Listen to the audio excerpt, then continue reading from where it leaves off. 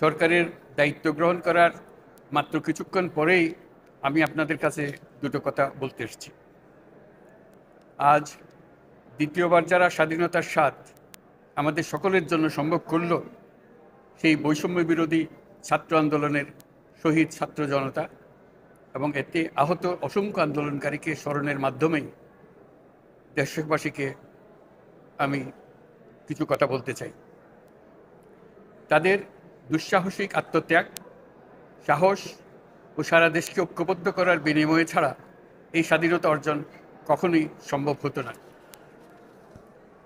সেই সঙ্গে তাদের সেই মুক্তির আকুতিগুলো উপলব্ধি করে সেনা, নৌ এবং বিমান বাহিনীর যে অকুতোভয় সদস্যরা দেশের মানুষের পাশে এসে দাঁড়িয়ে এই বিজয়কে ত্বরান্বিত করেছেন, তাদের প্রতিও জানাই জাতির পরম কৃতজ্ঞতা ও অভিনন্দন।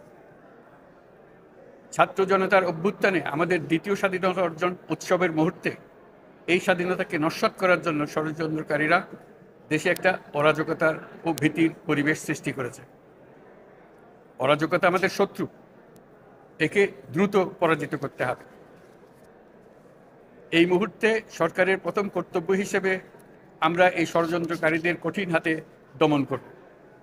স্বাধীনতার মুক্ত বাতাস যেন প্রত্যেকে বুক ভরে নিতে পারে, এই নিশ্চয়তা দানেই আমাদের সরকারের প্রথম পরিস্থিতি।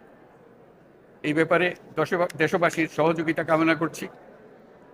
দ্বিতীয় স্বাধীনতার এই মিলন মেলা থেকে বাদ যাবে না যারা আমাদের শান্তি শৃঙ্খলা রক্ষাকারী প্রতিষ্ঠানগুলো, নৌ, সেনা, বিমান বাহিনী, বর্ডার গার্ড, পুলিশ, আনসার, গ্রাম প্রতিরক্ষা, কোস্টগার্ড, কেউ বাদ যাবে না।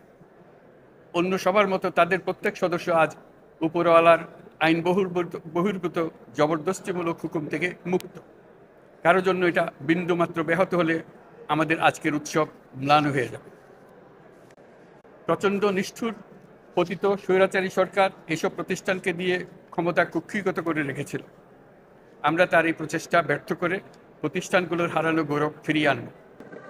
এই ঘৃণ্য চেষ্টায় ব্যবহৃত হয়ে যারা অপরাধ সংগঠিত করেছে তাদেরকে আইনানুগ বিচারের মাধ্যমে শীঘ্রই উপযুক্ত শাস্তি দেওয়া হবে। একই কথা দেশের সকল মন্ত্রণালয়, সংস্থা, শিক্ষা প্রতিষ্ঠান, নানা কর্মক্ষেত্রের জন্য প্রযোজ্য। সর্বত্র অপরাধীর বিচার হবে। আজ প্রত্যেকটি প্রতিষ্ঠান ও তার সদস্যরা নিজ নিজ কর্তব্য পালন করার মাধ্যমে দ্বিতীয় স্বাধীনতাকে উপভোগ করবেন, দেশকে গৌরবের শীর্ষে নিয়ে যাবেন এবং দেশবাসীকে এবং জগৎবাসীকে উপভোগ করার সুযোগ করে দেবেন। আমি জাতির পক্ষ থেকে প্রত্যেকে নির্ভয়ে আনন্দ চিত্তে নিজ নিজ কর্মস্থলে নিজ নিজ সামর্থ্য নিয়ে এগিয়ে আসতে অনুরোধ করছি। দেশের সকল মানুষকে আজ স্বাধীন, নির্ভয়, নিরুদ্বেগ থাকার জন্য নিশ্চয়তা দেওয়ার জন্য আমাদের ছাত্র শহীদরা প্রাণ দিয়েছেন। এই অভ্যুত্থানের মাধ্যমে সৃষ্ট সরকার দেশের প্রত্যেকের সরকার। এখানে থাকবে সকলের আকাঙ্ক্ষা পূরণের অধিকার। অরাজকতার বিষ বাষ্প এখন যেই ছড়াবে, বিজয়ী ছাত্র জনতা সহ মুক্ত মানুষের আইন শৃঙ্খলা বাহিনীর পূর্ণ শক্তি তাকে ব্যর্থ করে দেবে। নিষ্ঠুর স্বৈরাচারী সরকার দূর হয়ে গেছে।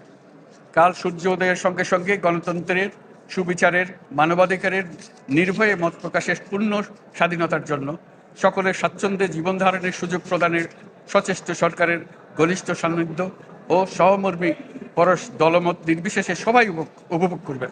এটাই আমাদের লক্ষ্য। আমাদেরকে এই লক্ষ্য পূরণে সাহায্য করুন। সারা বিশ্ব আজ অবাক হয়ে বলছে, সাবাস বাংলাদেশ, সাবাস বাংলাদেশের ছাত্র জনতা। আমরা এই অর্জনটাকে আর অনেক দূর নিয়ে যেতে চাই। আমাদের ছাত্র জনতার জন্য কিছুই অসম্ভব নয়। আমাদের তরুণরা অসম্ভবকে সম্ভব করতে পারে, তারা সেজন্য প্রতিজ্ঞাবদ্ধ।